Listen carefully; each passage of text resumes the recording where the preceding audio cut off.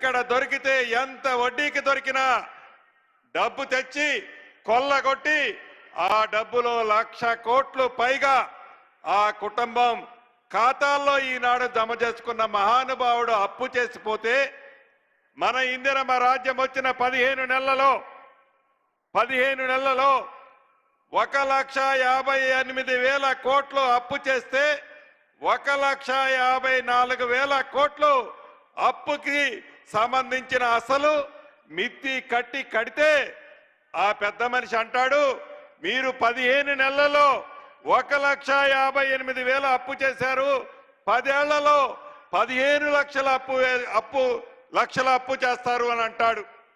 నువ్వు అధికారం కాంగ్రెస్ ప్రభుత్వం నుంచి నువ్వు అధికారం తీసుకున్న నాడు, రాష్ట్ర విభజన జరిగిన నాడు ధనిక తెలంగాణ రాష్ట్రంగా నువ్వు తీసుకుంటే ఏ అప్పులకి అసలు మితి నువ్వు ఆనాడు కట్టాల్సిన అవసరం రాలే.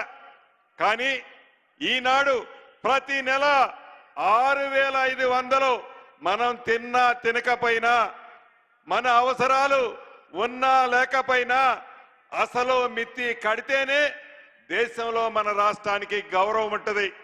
ఆ పరిస్థితి తీసుకొచ్చింది ఆ పెద్ద మనిషి.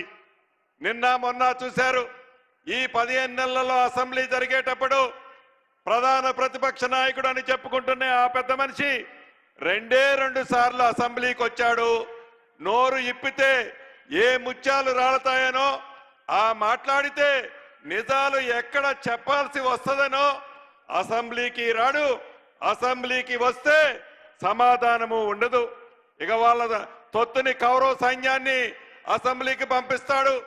మొన్న చూశారు మీరందరూ, దళిత స్పీకర్ అని కూడా లెక్క చేయకుండా అహంకార పూరితంగా బీఆర్ఎస్ పార్టీ నాయకులకి సూచనలు ఎవరిస్తారా అంటే ఆ పెద్ద మనిషి కేసీఆర్ గారు ఇస్తాడు.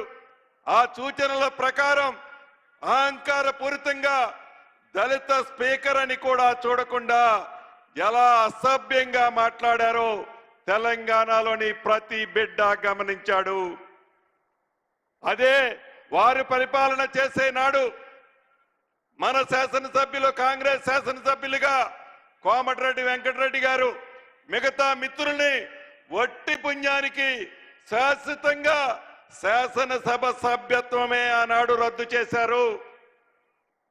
నిన్న మొన్న గౌరవ ముఖ్యమంత్రి గారు ఈ రాష్ట్రంలో జరుగుతున్న పరిస్థితిని గురించి, ప్రధాన ప్రతిపక్ష పాత్రని ఆ పెద్ద మనిషి ఎలా నిర్వహిస్తున్న దాని గురించి అనేక విషయాల గురించి క్షుణ్ణంగా చెప్పారు.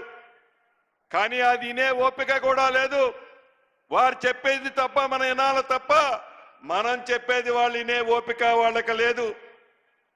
అదే ఎక్కడ వినాల్సి వస్తుందో అని, ఎక్కడ నిజం చెప్పాల్సి వస్తుందోనని అసెంబ్లీ నుంచి ఎప్పుడు గేటు దాటి బయట సొల్లు మాటలు మాట్లాడాలని తాపత్రయపడుతున్నారు బావమరుదులిద్దరు. ఇది నిజం. తెలంగాణ ప్రజల ప్రతిదీ గమనిస్తున్నారు. నిజం. ఎన్నికల ముందు ఆనాటి పిసిసి అధ్యక్షులు గౌరవ ఈనాటి ముఖ్యమంత్రి రేవంత్ రెడ్డి గారు మేమందరం ధనిక తెలంగాణ రాష్ట్రమని నువ్వు చెబుతుంటే రాష్ట్ర ఖజానాలో ఎన్ని వేల కోట్లు నిధులున్నాయనో మేము అనుకున్నాం. పరిపాలనలోకి వచ్చిన తర్వాత తెలిసింది నీ అసలు భాగోతం.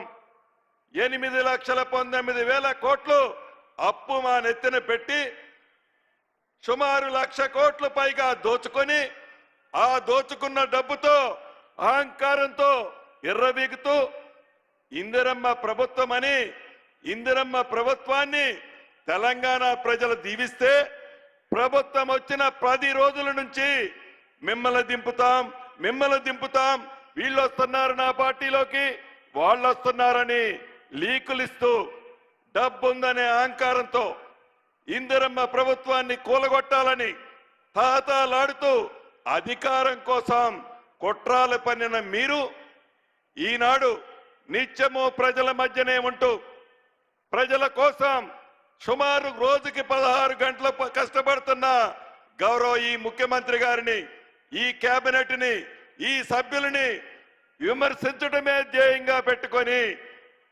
గుడ్డ కాల్చి మేదేయడమే ధ్యేయంగా పెట్టుకొని అభివృద్ధిని మంచిని మంచనే సంస్కృతి లేకుండా అభివృద్ధిని అభినందించకపోయినా కనీసం ఇంగిత జ్ఞానం లేకుండా ఏ రకంగా ఈ గడిచిన